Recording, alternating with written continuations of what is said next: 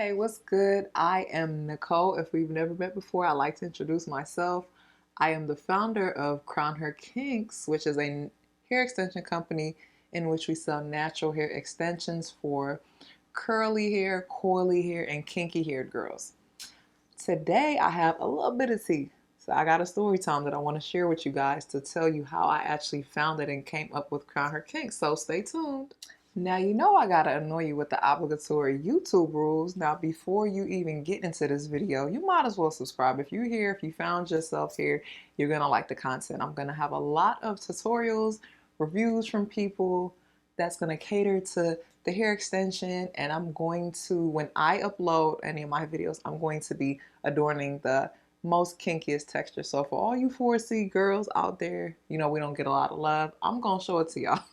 So make sure you subscribe and don't forget to like the video if you like the content. Why not? I mean, you might as well hit the like button. It's right there. Look, stop. You're going to press it. All right. All right. So a few years ago, me and my best friend, we decided to start a podcast. We came up with the idea because we were looking for extra streams of income and we thought it would be natural for us to, have a place where we could get paid and gossip for it. Why not? But the podcast ended up turning into something very real. Like, we actually ended up being very pro-Black, which was not our initial intention, but it kind of grew into that. And a few months down the line, we came to February, Black History Month. So during Black History Month, we had this challenge or like a dedication. So we would support like local, national Black businesses. We didn't care. We was for everybody Black, okay? So I found a lot of cool local people to support and we promoted them on our Instagram. My homegirl, she's actually a chef. So she's big in the chef community in her hometown area and she found we just did a lot of cool things for February. And the most interesting thing that we actually did during that month was we was gonna wear our hair black, but it was a little bit of shade because I was the only one. I know you're probably so confused, like, what does it mean to wear your hair black? So the challenge was for us to actually wear natural hairstyles. So we were not gonna wear anything that did not look like it grew out of our hair. But like I said, the challenge was a little shady because I was really the only one that didn't wear natural hair. My co-host, she wore natural hair, so it was really a challenge for me. An interesting thing, darling, this was when I was into my lace fronts so big. Like, I used to make my own lace fronts because I was very much into like just the create. Like, I'm a creator at heart. Like, I love to work on things and I'm in love with the end results of things that I work on. So I love crafting wigs. So I would get these lace fronts and I would bleach them and I would tweeze them and I would put a million bundles on them to my liking and they would just be so beautiful. So that's what I was into, wearing my hair. So the challenge for me was to wear my hair natural. So I was like, no problem, no problem. So the next day for us to record on the podcast, I showed up, right? I showed up in a curly lace front wig. Now I'm gonna insert some clips here. My lace front wig was cute, okay? You couldn't tell me nothing. It was very cute. But one of the producers shaded me and they were saying that I actually looked like one of the girls from Friends. And I was just like, I didn't watch Friends, so I thought it was hilarious because I'm like, there are no Black people on Friends. So obviously I wasn't in line with what the challenge was supposed to be. But I'm just like, like this is like a natural hairstyle. It's curly. They was like, no, Nicole, that's not how your hair would not look like that. With your hair growing out your scalp. And I'm like, maybe it would because a little bit of backstory here. I have a lot of siblings. It's 9 of us all together. So I have 4 sisters and 4 brothers. Their hair, not like mine, different type of hair texture. And they actually have curly hair. I don't have curly hair. I was born with the kinks, for lack of a better word. Don't get offended, but the naps, that's what I had in my head. So I was just like, well, what? My hair could grow curly. I've seen that growing up in my home and they were like, no. Okay, so I said, cool, no problem. I've been natural for like 8 years. I'm going to see what it's giving underneath these wigs. Let me tell you guys, I took the wig off. And this was like, of course I take my wigs off because I never used to glue the lace fronts down. It was just like a glueless wigs that I used to make. So it was no problem for me to snatch that thing off and I would usually braid my hair or whatever underneath it, but this was like not braiding your hair and slapping a wig on, honey. It was wearing that hair out. So what I actually came to see was my hair was horrible. It was damaged, wiry, hard. It was just not wearable, well, to me.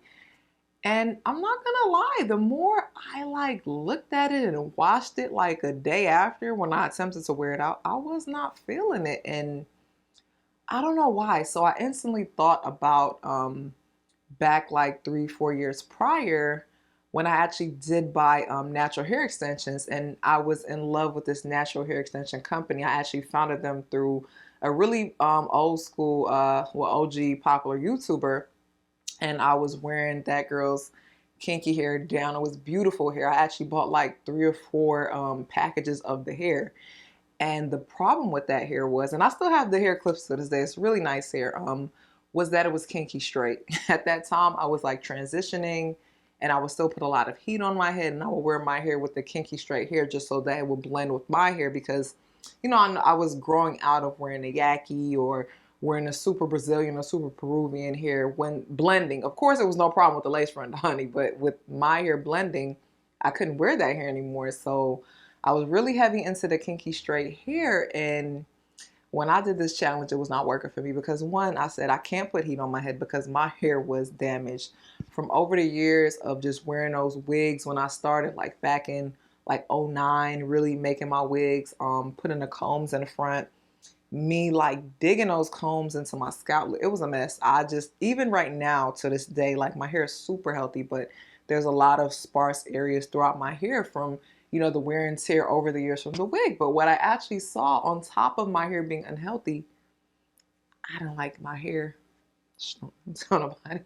But when I tell y'all, I did not like, I looked in the mirror and it was a weird moment because I was like, you know what, it's weird because I bragged so much about me being natural and me wearing these wigs as a protective style, and baby, my hair was not protected because it was really damaged, and I did not like the hair looking back at me. So, you know, I didn't really know where to go at this point. And, you know, it's just so funny. I'm going to sidetrack for a second. So, you know, all those lovely lace front wigs I told you that I was making, I actually got a bunch of requests to make wigs because people would ask me, you know, where'd you get your hair from? It's so beautiful. And I had different people that I would buy my hair from.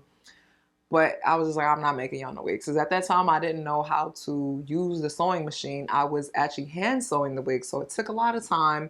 But some people did get me. I've made a wig or two in my heyday. I still actually make them for people because they like my work so much when they saw the wigs on top of my head.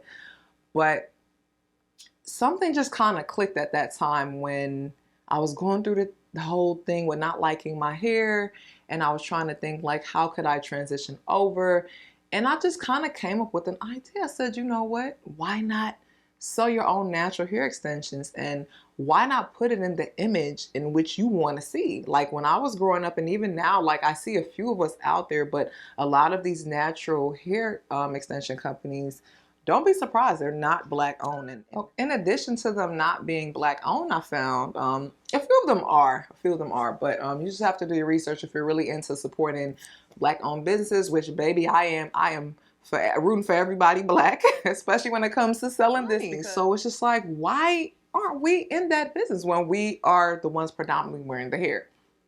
But baby, we all go into something else. But yeah, in addition to them not being black owned, I'm not gonna lie, I didn't see a lot of people. So this is the thing. I see people putting out that, you know, the natural hair is beautiful. Like I see all these beautiful girls of different shades of black and color with all these beautiful hair textures and patterns. However, when you compare that to the companies that sell the Brazilian and the Peruvian and Napoleon or whatever they sell, and I'm not going to front and act like I wasn't into it or I'm still not into those different textures, but when you compare the images, like I literally search Google for hours, and I was just like, why isn't our hair really promoted heavily like those other textures that aren't ours? Like, why is it so glamorized and beautified, and it's not really it's like a rhetorical question because I'm not really looking for an answer, because at the end of the day, when you look in like media, whether it's on TV or social media, all these different trends, that's what is trendy and that's what is big. And it's no problem with that because, Black women, we aren't a monolith. Like, we wear our hair different ways. I get it. But, I know with my journey at that time, I knew what I wanted to see, and I had a perfect like vision. And I was like, you know what? I want to see Black women or women of color with curly, kinky, coily, whatever your hair texture was in its natural state. I wanted to see that, and I wanted to see it on women. I wanted to see them dressed up. I wanted to see them with their make. I wanted to see them be and just beautiful and just enjoying their hair. So that's how I came up with Crown Her Kinks, because I said, I want them to literally crown their head and adorn their hair with a natural extension that will be in their image, just beautified. So that's how I came up with Crown Her Kinks. Yeah, so you can definitely check us out. I have everything linked in the description box. Make sure to click our email listing and you always get 10% off on your first purchase. Yeah, but definitely what I want you guys to do down in those comments, we're going to get down on in the comments. I want you to share your personal journey of what you're going through with your hair. Like, do you love your hair? Do you love wearing your hair in its natural state? Or are you kind of going through the phase where you don't like it, or maybe it's not manageable? Like, as Black women or women of color, we have to actually talk about all these different levels of, levels to the hair situation. So like, where are you in your journey? Are you still coping with it? Do you like your hair, but you prefer to wear protective styles because it's just easier? Or, what are you? I like to hear. I'm getting a little tongue tied, but I would really like to hear you guys' stories. What did you hear growing up? I know for me, it was a lot coming from home, inside and outside. I was told I wasn't beautiful because of how I may have looked, and a lot of it had to do with my hair. So me just coming into my own right now and just taking care of my hair, me actually wearing the natural hair extensions and allowing my hair to breathe. And what I really love about the hair, so the brand, I predominantly really push the clip-ins, and we really sell the clip-ins. They're one of the best sellers because you can take them in. You're not supposed to wear them at night because, as you know, the clips actually do have a little bit of tension, and they're not the best thing for your hair for you to wear at night. So you take them out, and I found that me wearing the natural hair, something that was really similar to my hair texture. I'm 4C. Well, I don't really like to get into the hair typing category, but I do like to let people know, like, okay, I'm 4C, because that's what people know we identify as. But I am type 4 hair. My hair is indeed low porosity, so the cuticles are really tight. So I had to do a lot of unlearning and a lot of new education as far as learning to care for my hair. And baby, when I tell you my hair is the healthiest it has ever been, I wish that I would have gotten on this journey sooner and stop wearing things to cover my hair and actually just deal with, not really deal, but learn how to manage my hair, because it has produced me beautiful results. And if I would have caught it earlier on, it probably would have been just way better. But I don't want to make this video too long. I just thought I would just do a little quick story time and share my own experience and how I actually came up with the brand, because I wanted you guys to know the tea, honey. So yeah, so remember to get down on in the comments. Tell me your experience wearing your natural hair and your current journey. What is your current state? Do you like wearing your hair natural? Do you not like wearing it natural? Are you on the fence? I don't know. Thank y'all so much for watching, and make sure you subscribe. Don't forget to like the video. I will see you in my next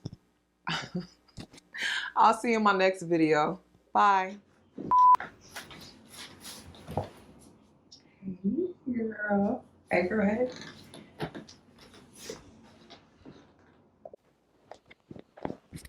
Mic check, 1 2 1 2. We gotta beat. What you gonna do?